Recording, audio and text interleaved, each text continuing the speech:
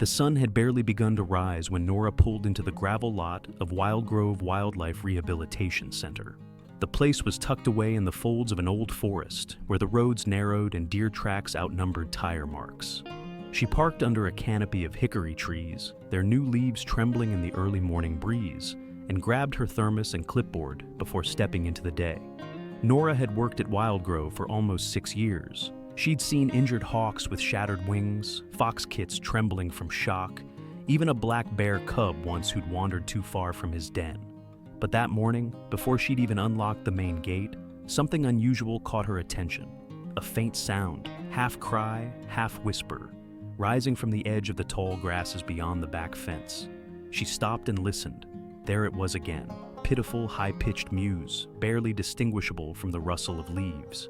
She followed the sound carefully, brushing past nettles and ducking beneath low limbs until she reached a tangle of bramble. And there, in the middle of a half-crushed bird nest, woven from dried grass and trash, were 4 tiny kittens. Eyes barely open, bellies sunken. One was still, its sides barely rising. Nora knelt beside them. "Oh no!"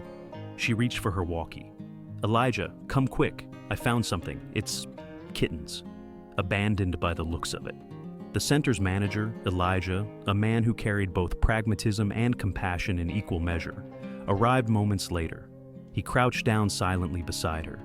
"That's not what I expected today," he muttered. He gently touched one of the kittens. It flinched. "They're not even 3 weeks old," Nora said. "No mother anywhere nearby. They wouldn't survive the morning out here." "We've got some formula left over from the raccoon litter," Elijah offered. "Let's take them in," Nora replied, already unzipping her jacket and folding it into a makeshift bed. Back inside, under the soft hum of heating lamps and the faint antiseptic scent of the clinic, the kittens were given a warm bath and their first dropper of formula.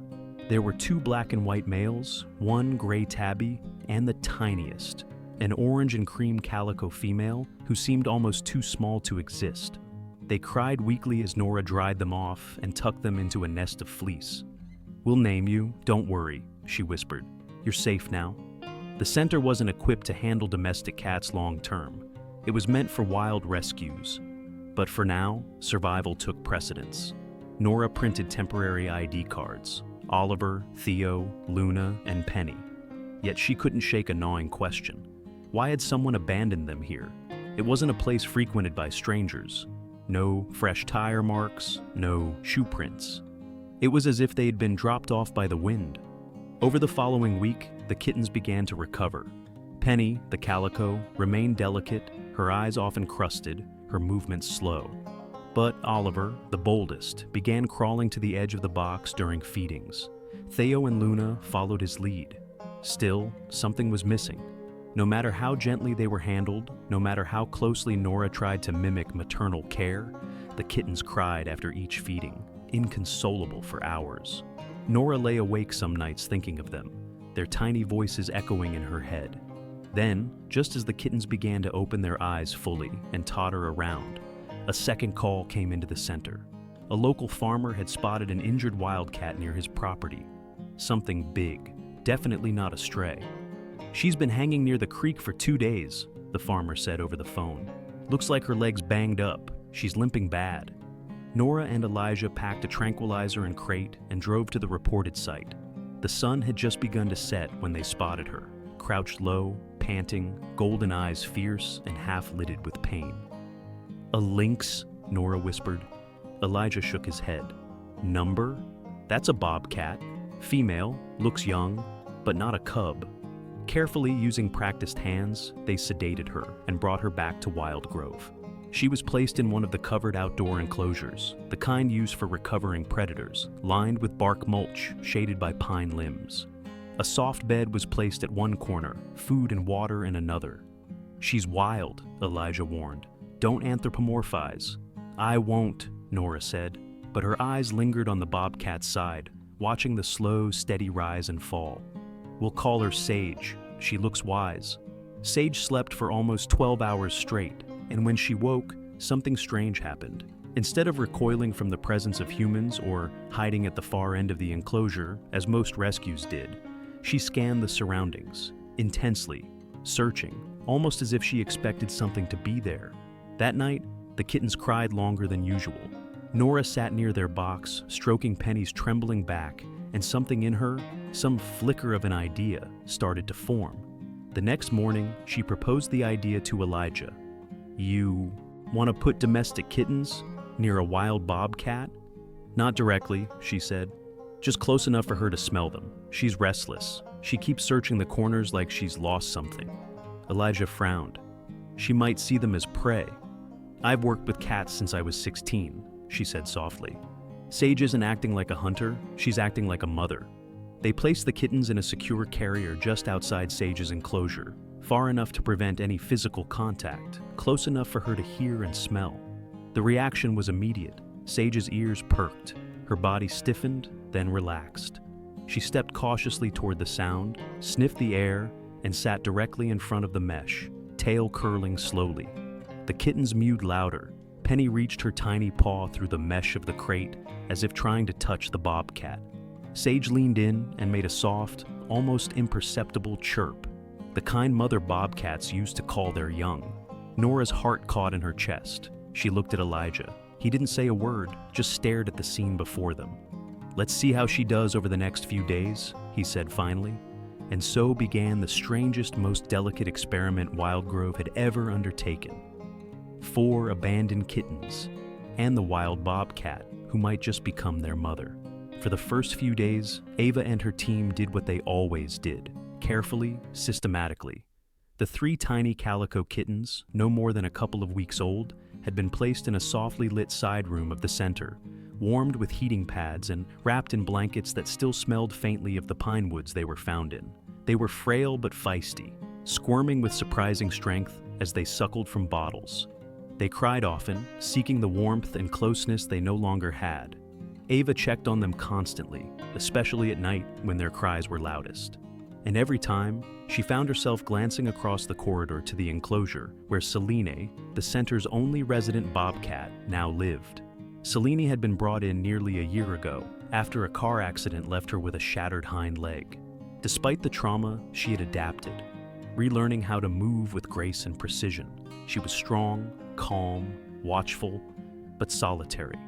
Always solitary. It wasn't until the 3rd day that things began to shift. That morning, Ava entered the kitten's room early, cradling a warm bottle in one hand. As she pushed the door open, she froze. One of the bottles from the night before had rolled across the floor. The blanket had been tugged into a strange shape, and the latch on the small inner window, just a ventilation flap really, was loose. She quickly stepped inside, heart beginning to race. All 3 kittens were there, unharmed, but something was different. They were quiet, not crying. They huddled together, eyes half-lidded in a way that didn't look like hunger or illness. It looked like satisfaction, comfort. She checked the security footage immediately. The grainy black and white video showed it all. Just past midnight, Selene had approached the back of the building, her movements almost eerily silent. She nosed open the vent with a surprising delicacy, then slipped inside, just her head and shoulders, then her whole body. The kittens stirred but didn't panic. Selene didn't seem confused or curious. She walked straight to them, and then, impossibly, she lay down beside them. For 20 long minutes, the wild bobcat curled her body protectively around the tiny domestic kittens. They nuzzled into her without hesitation, as if some primal recognition overrode every barrier of species or instinct. Selene licked their heads gently, the way a mother would soothe her own. Then, just as silently, she left. Ava sat back in her chair, stunned. Behind her, Mark, the center's quiet, observant research coordinator, whistled low under his breath. "Well," he said, eyes still fixed on the screen, "I've never seen anything like that." Neither had Ava. They made the decision that very morning, hesitant but hopeful. With careful planning, they created a temporary indoor enclosure that would allow Selene access to the kittens under close supervision. The team watched every moment for signs of aggression, of confusion, of withdrawal, but there were none. Selene returned that very night, more confidently this time. When she entered the kittens' new enclosure, the calicos, now nicknamed Clover, Maisie, and Jasper, reacted like they had known her all along. Their tiny bodies nestled into her side without fear. Celine responded with the same quiet acceptance, washing their faces and paws, making low, soft sounds none of the team had ever heard from her before. By the end of the week, Ava didn't even question it anymore. She referred to Celine as the mother in her notes. The kittens thrived under Celine's care. Bottle feedings became unnecessary. They took to soft and solid food early, perhaps mimicking the Bobcat's more advanced habits. Their motor skills developed faster than average too. Jasper, the boldest, began to stalk invisible prey through the underbrush of the outdoor pen they had gradually been allowed access to. Maisie clambered up logs and high platforms with astonishing agility for a cat her size. Even Clover, the smallest, learned to leap with quiet precision, tail flicking just like her wild mother's. But what stunned Ava most wasn't the kitten's physical development. It was the bond. Celine didn't treat them like pets, and they didn't treat her like a novelty. There was no desperation, no confusion, just trust. Deep, unshakable trust. Ava had never believed animals could love in the same way humans did. Not exactly, at least. She believed in instincts, in attachments based on need. But what she saw each day challenged that. Celine had no biological reason to care for these kittens, and yet, every time one cried, she responded. When they ventured too far, she called them back. And when they curled up beside her after a long day, she would wrap her paw around them in a way that made Ava's chest ache. Mark began documenting the events. He set up time-lapse cameras and wrote extensive field notes. He consulted behavioral biologists and even spoke to an ethologist friend at a university. The consensus? This was a rare, possibly unprecedented case, but no one could fully explain it. Some theorized that Celine had recently gone through a false pregnancy, leaving her hormones primed for nurturing. Others suggested early trauma had made her more flexible emotionally, open to bonds outside her species. Mark, however, wasn't so sure. "I think," he said one afternoon as they watched Celine wrestle gently with Jasper, "she just made a choice. She saw something that needed love, and she gave it." Ava didn't disagree. As the weeks passed, the story began to attract attention. A local wildlife blogger posted a short clip of Celine with the kittens, which quickly went viral. Soon Ava was fielding calls from national publications, wildlife documentarians, even a children's book publisher. She turned most of them down. The last thing Celine and the kittens needed was a media circus. But part of her also understood the importance of the story. It challenged assumptions. It opened doors. And deep inside, she felt something shift. A quiet recognition that nature, raw, unpredictable, and often brutal, also had room for tenderness, for impossible connections, for mothers who weren't born into the role, but chose it anyway.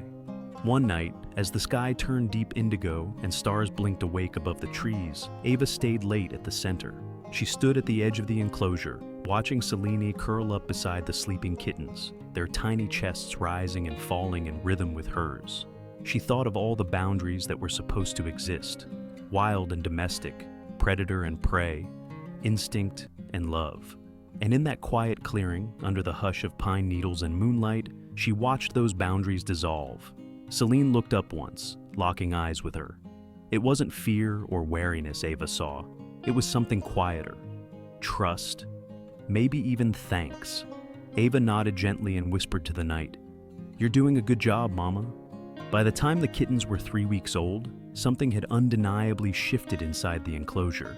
It wasn't just that the kittens had grown stronger, or that Maya had grown more confident. It was the rhythm, the harmony that had emerged. What began as instinctual care had evolved into something much more complex. If you stood quietly near the observation window at dawn, when the sky was just bleeding into pink, you might witness a moment so intimate, so profoundly quiet, it felt like trespassing. Maya would curl around the tiny forms of the kittens, her breath slow, steady, a sheltering wind. Her paw, large and padded, often rested protectively over the smallest calico, now named Clover, whose tiny purrs barely registered on the audio monitors. Clover, once weak and struggling, had begun to catch up, though she remained the most fragile and least daring of the bunch. Unlike Clover, her brother, the charcoal-colored tom named Ash, was already climbing the wooden platforms, making small chirping mews that mimicked the Bobcat's own vocalizations. Fern, the firstborn calico, had discovered a love of sneaking up on the others and pouncing, her tiny tail twitching with delight at every successful ambush. And then there was Bramble, the boldest, most curious of the four, who had begun to shadow Maya's every movement like a second shadow, copying her stance, even her slow, silent walk. Inside the observation room, Olivia sat cross-legged on the floor, laptop open, but largely forgotten. The scene unfolding in front of her was worth more than any data point. She sipped her coffee, now cold, and reached absent-mindedly to adjust the camera angle. Jack, standing behind her, didn't speak. He knew better than to break the spell. Even seasoned wildlife experts rarely got to witness something like this. "She's teaching them," Olivia whispered, as if saying it too loudly would shatter the moment. "Not just protecting them. Look at Bramble." Jack nodded, arms folded. "He's learning how to stalk. That's Bobcat behavior, and Maya's letting him." The idea had begun forming quietly in Olivia's mind, a question she couldn't shake. Was Maya simply reacting to the kitten's needs, or had she begun to see them as her own? The biologist in her wanted to be cautious. Animal behavior could be misinterpreted, anthropomorphized. But the woman in her, the person who had watched Maya's eyes soften as she groomed Clover's face after a tumble, believed otherwise. Outside, early autumn leaves danced in the wind. Inside the enclosure, another type of transformation was occurring. The kittens were not just growing, they were becoming. By week 4, something remarkable happened. Bramble had ventured to the far end of the enclosure, where Maya often rested on a broad, sun-warmed rock. Olivia had set out a piece of deer hide, an enrichment tool for Maya, but it had now become Bramble's favorite toy. The tiny Tom dragged it around proudly, tripping over it half the time, but utterly determined. Maya watched him with unreadable eyes, then, gently, almost hesitantly, crouched low and gave a soft chuff. It was a sound Olivia had heard before, a low, friendly greeting that bobcats used among family. Not something they gave to humans, and certainly not something they gave to other species. Bramble stopped, looking up at her. Then, mimicking her exactly, he gave a smaller version of the same sound. Olivia's breath caught in her throat. The mimicry was no accident. When Mark arrived later that day to record behavioral notes, Olivia told him what she'd seen. He listened in silence, then quietly added his own observation. "I saw Fern stalking Clover earlier. She was crouched, just like Maya. Same shoulder movement, same patience."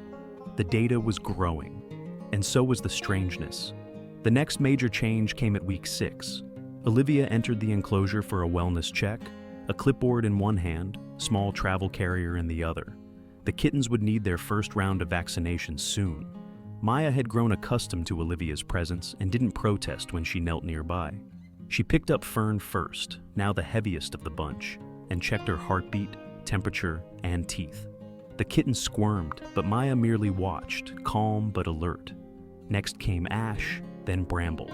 But when she reached for Clover, Maya stirred. It was subtle, a shift in posture, a faint narrowing of the eyes. Olivia froze. "It's okay, girl," she said softly, just checking her out. But Maya took a slow step forward, placing herself between Olivia and Clover. She didn't growl, she didn't show teeth, but her message was unmistakable. "This one is mine." For a few seconds, they stared at each other, human and bobcat. Then Olivia slowly set the clipboard down and backed away. She tried again 10 minutes later, this time after offering Maya a strip of raw chicken. Distracted, Maya allowed her to check Clover without protest. Still, the warning lingered in Olivia's mind. Maya had become more than a foster. She was a mother now, in every sense of the word. It wasn't long before the staff began referring to the group as a family. Even Jack, who had once expressed doubts about the arrangement, admitted that separating them would be a complicated emotional blow for both the kittens and Maya. The idea of keeping them together long-term was tempting, but not realistic. The kittens were domestic. Eventually, they'd need homes suited to their species. But none of them spoke of that yet. It felt premature, like discussing endings in the middle of a love story. Instead, they focused on the present. Maya's body language was recorded daily. The kittens' play patterns were documented. Dozens of hours of footage were reviewed each week. The scientific interest was snowballing. More than one research journal had contacted Mark asking for early findings. Still, none of that explained what Olivia saw on the 7th week.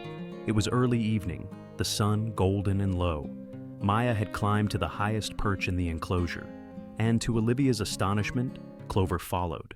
It took the little kitten nearly 15 minutes of trial, error, and pitiful mews, but she made it. Maya met her at the top, lowered her head, and the two touched noses. Then, in a gesture Olivia had seen only between bonded bobcat pairs, Maya rested her cheek against Clover's tiny skull and closed her eyes. She wasn't just allowing their presence, she was welcoming their hearts. Later that night, Olivia sat at her desk, fingers frozen above the keyboard. How do you document something like this? How do you quantify the unspoken bond between a wild predator and 4 orphaned house cats? She didn't know the answer, but as the video played on repeat, Clover's slow, determined climb, Maya's waiting. Stillness. Olivia understood this much. Something extraordinary was happening, and no matter how temporary, no matter how impossible, it was real. In a world that liked to separate wild from tame, predator from pet, Maya was blurring every line. She had become a bridge, built not from instinct or biology, but from something deeper. And in her quiet, steady way, she was teaching 4 small kittens how to walk the world as if they belonged to both sides of it. Autumn deepened. The forest around the sanctuary glowed in golden hues, maples and birch trees shedding their leaves in drifting spirals, rustling softly against the fencing of Maya's enclosure. Inside, the transformation continued, not only in the kittens' growing bodies, but in their hearts, in their rhythm, in the way they moved through the world. Olivia had begun to notice something uncanny. It wasn't just that the kittens mimicked Maya's behaviors, it was the way they embodied them. Bramble no longer ran like a domestic cat. His movements had become smooth and deliberate, his shoulders low, back feet tracking precisely behind the front like Maya's. It was as if he had absorbed the very code of her gait. Each of the kittens had taken on something of their adoptive mother. Fern had inherited Maya's sharp awareness. She could hear a squirrel in the trees outside the enclosure before anyone else, and would freeze, ears flicking, eyes narrowed. Ash had become the problem solver. He observed, calculated, and waited before he moved. And Clover, still the smallest, still the most tender, was the soul of the group. She clung closest to Maya, curling into her belly whenever storms rolled through and thunder cracked above. One gray morning, Olivia arrived early to find something remarkable. A rabbit had wandered too close to the perimeter. Maya spotted it immediately, but didn't move to hunt.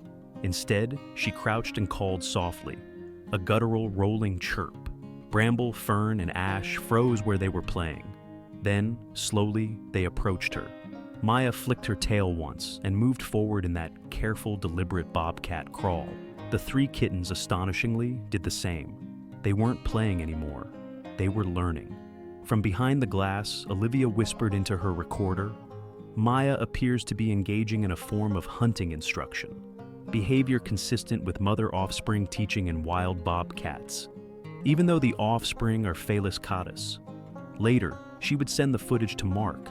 He would confirm what Olivia already suspected. This wasn't coincidental. Maya had moved from caregiving to mentorship. That afternoon, a light drizzle fell over the forest.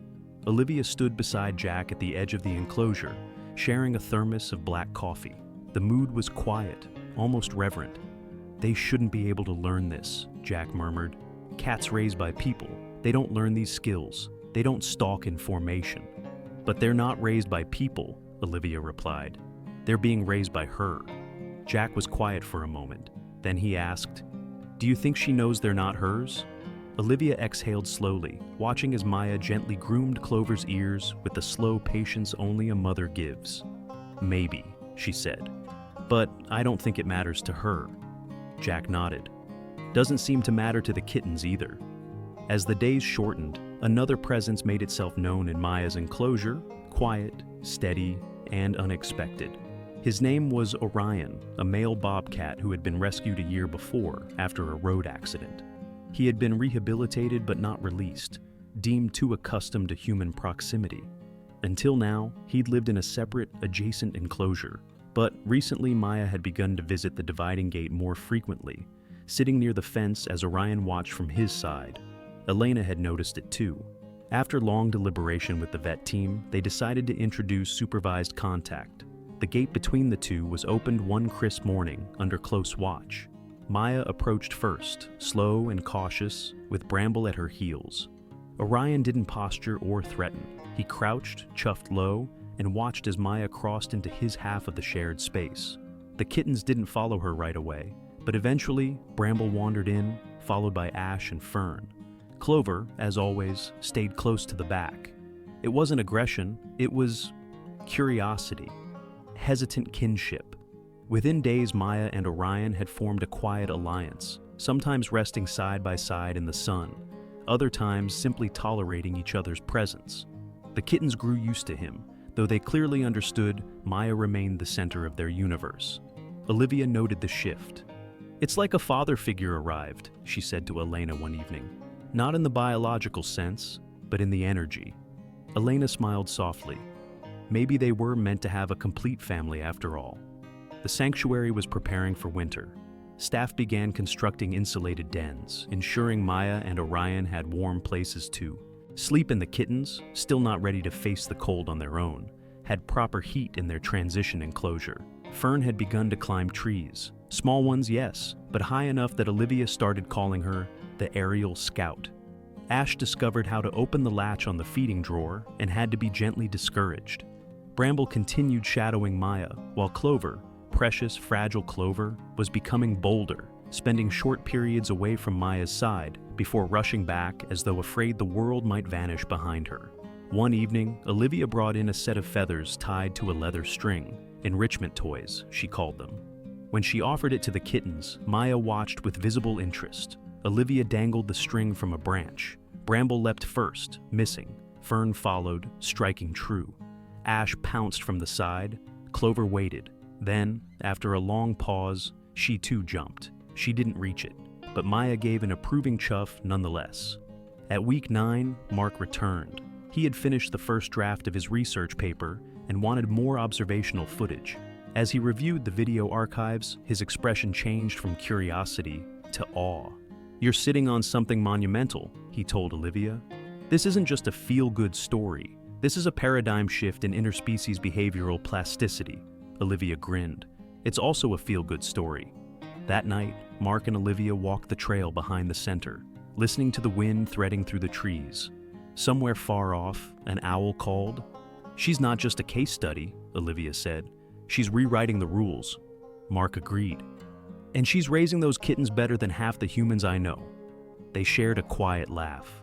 But amidst the wonder, the question no one wanted to ask began pressing in. What happens next?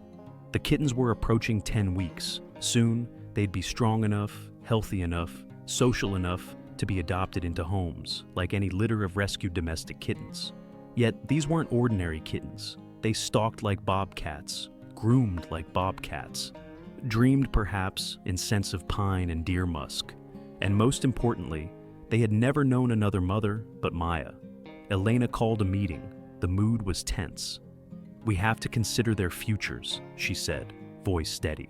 "They can't stay here forever. They're not wild. They'll need the right kind of homes, but not just any homes." Jack crossed his arms. "You're talking about separating them from Maya." "Yes," Elena said. "Eventually." No one spoke. That night, Maya curled around all 4 kittens beneath the cedar platform. The moonlight painted silver shadows across the floor. Orion rested nearby, eyes half closed. The kittens slept soundly, unaware of the decision looming ahead. Only Olivia stayed behind, long after the others had gone. She sat on the wooden bench, heart heavy, notebook untouched. "You changed them," she whispered, watching Maya lift her head toward the stars. "And now, we have to decide if we let them go." There were no answers yet. Only the hush of trees and the steady breath of a bobcat, mother who had done something no one thought possible. She had raised them wild and raised them well, and soon the world would have to meet them. The weeks that followed were full of quiet miracles. Life at the rehabilitation center shifted into a gentle rhythm, molded by the presence of an unusual family. A wild bobcat, her companion, and 4 kittens who had come to believe they belonged right there in that world of pine trees, rustling leaves, and watchful skies. By now, the kittens were thriving, their bellies rounded out with good food, and their fur grew thick and shiny under Maya's constant grooming. Yet it was more than nutrition or safety that made them flourish. It was something deeper, a sense of rootedness, a kind of love that went beyond bloodlines or instincts. It was strange how the kittens mirrored Maya and Max more with each passing day. Leo, the boldest tabby, had become the natural explorer. Every morning, as the sun filtered through the mesh of the enclosure, Leo would be the first to dash out from their sleeping nook, nose twitching, ears pricked, tail held high like a little flag. Max seemed to favor him, perhaps seeing something of his younger self in the kitten's boundless curiosity. Sometimes, the big male would crouch low, tail swishing, and engage Leo in short, playful bursts of chase, always stopping just before it got too rough. The tabby's speed and grace had improved so much that Elena often watched with awe. "He moves like he was born in the wild," she whispered once to Mark. Maple, the calico with the painted fur and a streak of mischief, loved to instigate chaos. She had a particular habit of leaping out from under branches to startle her siblings, or even Maya herself, but she never took it too far. There was a fine line she never crossed, a respect for boundaries that had clearly been instilled by Maya's subtle corrections and gentle growls. Maple, for all her antics, never once drew a real rebuke, but it was Luna, the smallest of the calicos, that remained Maya's shadow. She followed the Bobcat as if tethered by invisible thread. Whether Maya was sunning herself on the rock ledge or prowling the edge of the enclosure, Luna would be there, usually tucked just behind her, tail touching the larger cat's flank. Even Max seemed to regard her with a kind of wary tolerance, rarely stepping between them. Elena, who observed the trio daily, had begun to call her the Velcro kitten. Despite their differences, the four kittens shared something profound, an emotional fluency that seemed to go beyond the language of species. They watched the Bobcats, imitated them, even responded to subtle cues. They had not simply survived under Maya's care. They had adapted to her world. Mark was now documenting everything. His notebook was a growing archive of behavioral notes, sketches, and day-to-day observations that would soon become a formal research paper. Every time Maya trained her eyes on the kittens, every soft nudge of her nose, every change in Max's demeanor around them, it all went into his files. The story had moved beyond mere curiosity. It was beginning to challenge long-held beliefs about wild animal behavior. "Maternal instinct, yes," he said one evening, sitting beside Elena with his laptop open. "But this isn't just instinct. This is adaptive empathy. It's like Maya understands these kittens need her, even though they're not her kind. And Max, he's accepted them too. That's almost unheard of." Elena nodded quietly. "I think Maya has become something she wasn't meant to be," she said. "Not less wild, but more complex." The outside world soon took notice. Once Mark submitted his preliminary paper to a wildlife behavior journal, it spread like wildfire. News stations picked it up. Articles appeared in major publications. Elena's phone began ringing off the hook. Documentary filmmakers, animal psychologists, even children's book authors wanting to capture the magic of the Bobcat and her adopted kittens. But with fame came risk. Elena felt a deep tension between protecting the family's privacy and recognizing the story's educational value. She began screening calls more carefully. And when she did allow interviews or cameras, it was on her terms. Limited access, minimal disruption, no flash photography, and no touching the animals. Still, there was one issue they could no longer avoid. The kittens were growing, their bodies lengthened, muscles forming, eyes growing sharper. As much as they had been shaped by Maya, they were still domestic cats, with needs and behaviors that would diverge more and more from the Bobcat's world. "They can't stay here forever," Elena said during a staff meeting. "They're not wild animals. They need homes, people, places where they can be who they're meant to be." It was not an easy decision. Some staff argued that the kittens had bonded too deeply with Maya to be separated. Others, like Mark, insisted that the longer they stayed, the harder the transition would be. In the end, Elena sided with Mark. The kittens would be adopted out, but not to just anyone. The center developed strict criteria for adoption. Applicants had to have experience with cats, understand the kitten's unusual upbringing, and agree to allow follow-up visits. Even so, the applications poured in. People were fascinated by the idea of a kitten raised by a bobcat, but Elena wasn't looking for fascination. She was looking for permanence, for stability, for someone who understood that these weren't novelty pets, but souls shaped by a wild heart. The first to leave was Leo. A family living on a sprawling woodland property was chosen. Their home backed into protected forest, and their gentle older dog had a reputation for adopting strays. It felt right. On the morning of Leo's departure, Elena took extra time letting Maya and the kittens spend one last quiet hour together. Maya seemed to know something was changing. She watched Leo leave with wide, unblinking eyes, but made no move to stop it. That evening, she paced the enclosure, occasionally sniffing the air, but she didn't cry. There was sadness, yes, but no panic. As though she understood. This was what love sometimes looked like, letting go. By the time the leaves had fully turned, blanketing the trees in autumn's rust and gold, the kittens had become young cats. Their energy still filled the enclosure with bursts of play, but their behaviors had matured. They had grown sleek and healthy, no longer the frail, mewling creatures found half-frozen months ago. And though they remained physically distinct from the two bobcats who had taken them in, their mannerisms, especially Ethan's, bore a striking resemblance to their wild guardians. Ethan, the boldest of the group, had developed a gait and stillness uncanny for a domestic cat. He moved with the patient silence of a predator, eyes narrowing before pouncing on. Sage, the wild bobcat, had once raised abandoned kittens as her own, nurturing them with a gentleness no one expected, not even herself. Rowan, her quiet companion, stood by her through it all, a sentinel and eventual father in his own right. The kittens, Ethan, Cleo, and Mira, grew under their watchful care, blending instinct and imitation in ways that defied both science and sentiment. These cats need lives where they can thrive as their species was meant to, Dr. Harper had said, and so, with heavy hearts, they were rehomed, Ethan to wooded freedom, Cleo to a home of kindred spirits, and Mira, the smallest and most bonded, to Elena's own cabin.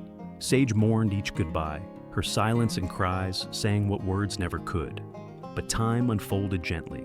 Mira adapted, though some part of her remained forever tethered to the forest. And then, in the hush of winter, Sage gave birth. 3 bobcat cubs born not of anomaly, but nature. Elena watched them grow and saw echoes of the kittens in their play. Alder bold like Ethan, Fern soft as Mira, Lark mischievous as Cleo. It's like she learned how to mother from the kittens, Elena whispered. Dr. Harper nodded. She redefined it. When the time came, the cubs were released into a rewilding zone, and this time, Sage didn't grieve. She simply watched, then turned back to Rowan. Mira visited once more, pressing her nose to the wire where Sage met her with quiet recognition. No mew, no cry, just understanding. By summer's end, Elena spotted the cubs in the wild, strong, free, unafraid. "You crying?" Jack asked. "Not exactly," she said, brushing her cheek. It wasn't sadness, it was reverence. A plaque by the path now reads, "In honor of Sage, the wild bobcat who taught us that motherhood is not defined by blood, but by the courage to love without boundaries. Some stories aren't meant to be explained, only felt, and Sage's was one of them.